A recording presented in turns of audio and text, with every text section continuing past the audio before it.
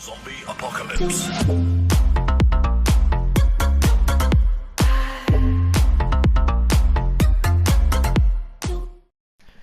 Je vais te conter une histoire. Mais tout d'abord, il me faudra te rappeler ce qu'il s'est passé à Konoha. Konoha, ville principale de l'Asie. Un jour, Herobrine, revenu à la vie, a réuni toutes ses armées de zombies, toutes ses armées des enfers, afin d'abattre Konoha. Et dorénavant, nous n'avons plus aucune nouvelle de lui, mais la plupart de toutes ces contrées luxuriantes, paisibles, prospères, ne connaissent même pas le sort qui est arrivé à Konoha. Ils vivent dans l'insouciance de ceux qui peuvent leur tomber dessus tôt ou tard. Ils continuent à effectuer leur commerce, à édiger leurs grandes structures, mais négligent de plus en plus leurs troupes armées. Ils s'investissent dans le commerce, dans la construction, dans le patrimoine culturel, mais ils ne forgent plus aucun soldat à même de défendre leur village. Et ceci est valable pour toutes les contrées. Toutes les contrées de tout type sont dans le même cas. Mais ils ne produisent aucune défense, car, selon eux, ils n'ont aucun risque. Aucune menace ne plane au-dessus de leurs villages, de leurs édifices. Ils ont beaucoup trop négligé Herobrine. Herobrine, avec le reste de ses troupes, a réuni une armée suffisamment grande pour attaquer le monde à nouveau. Et cette fois-ci, il n'allait pas attaquer une contrée, mais deux en même temps. Au premier signe de l'arrivée de cette monstrueuse armée, les soldats de la citadelle grecque de Kypso se mettèrent en formation, archers en haut des tours, fantassins devant les portes. Ils ont vu la première vague arriver. Ils pensèrent que c'était le gros des armées d'Herobrine.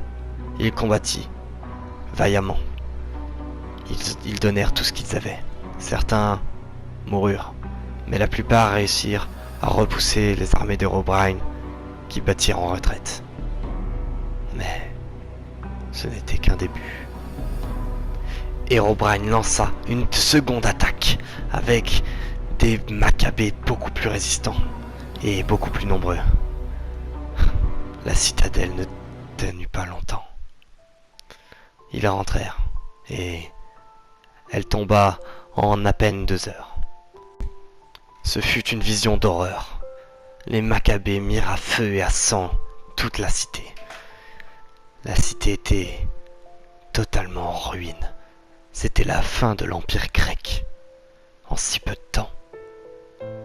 Et tous leurs édifices furent brûlés, tous leurs édifices furent démolis, tout leur patrimoine fut oublié. Et c'est ensuite la cité de bord de ciel qui fut attaquée. Et les troupes se battirent encore mieux. Les soldats étaient encore plus nombreux, mais les zombies aussi.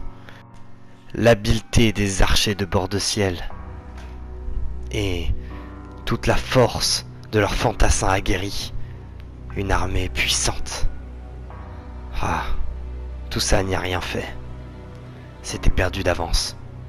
Ils réussirent à retenir un peu les bêtes grâce à leurs archers, mais les gardes de la porte tombèrent les uns après les autres. Les archers positionnés sur les remparts repoussèrent les bêtes pendant 2 à 3 heures et réussirent à mettre fin au premier assaut des bêtes. Mais tout comme en Grèce, le deuxième assaut allait vite arriver. Et quand il arriva, c'était peine perdue. Les quelques soldats qui restaient encore en vie n'ont absolument rien pu faire face à ces hordes de zombies toujours plus grandes. On aurait eu l'impression que c'était interminable. Et les meilleurs soldats que l'on pouvait trouver sur Terre étaient à bord de ciel. Certains se battirent pour sauver les civils, réussirent à faire face à des hordes entières, à eux seuls. Mais lorsque les hordes étaient trop grandes, ils avaient beau être les plus forts des guerriers, leur mort était inévitable. Et même les soldats en armure d'or n'abandonnaient pas et venaient aider, prêter main forte à leurs hommes. Idiot de croire que c'était possible d'avenir à bout de ces armées. La cité de Bord-de-Ciel connut le même funeste destin que celle de la Grèce. C'était à nouveau une vision ensanglantée. Les villageois prenaient feu. Les Maccabées allaient les tuer dans leur propre maison. Ils mirent tout à sac à nouveau. Et même le fort de Bord-de-Ciel réputé pour être quasi imprenable, fut pris par les dernières troupes qu'il restait à Hérobrine. Mais malgré que Hérobrine n'ait plus de troupes, il avait réussi à tomber les deux plus grandes cités du monde. À ce moment-là, une personne s'est dit qu'il devait agir, seul lui pouvait faire quelque chose. Un dieu, une légende, Notch, lança une météorite avec toute sa force vitale dedans. Il envoya directement ses 3 fils sur Terre, Gimli, Legolas et Aragorn. Ces 3 derniers, avec une mission que leur avait donnée leur père, abattre Hérobrine. Mais il ne restait pas que Hérobrine, il lui restait encore quelques troupes. Un minimum de troupes retranchées dans sa citadelle, le volcan de l'Irut. L'Irut était le domaine le plus funeste, le plus malsain qui existait.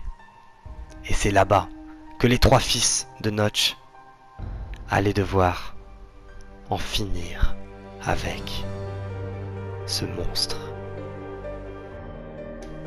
Ce dernier était prêt à les recevoir. Il n'attendait qu'une chose, c'était l'arrivée des fils de son pire ennemi, son frère Notch. Mais cette longue bataille commença. Elle dura plusieurs jours, car les troupes d'Hérobrine étaient encore nombreuses pour défendre leur maître. Mais ces 3 guerriers les tombaient un à un, les acculaient. À eux 3, ils ont vaincu des dizaines et des dizaines de ces bêtes. Malgré la difficulté, ils réussirent à tomber la première vague de défense d'Hérobrine, afin de pouvoir accéder à la deuxième. Cette deuxième vague n'était nulle autre que la garde avancée d'Hérobrine, le dernier rempart pour arriver face à ce monstre. Ah, les frères se battirent avec ardeur et violence, mais un des frères, Gimli, tomba dans la lave. Cette chute ne lui a pas été fatale, mais ses blessures, ses brûlures l'ont affaibli énormément.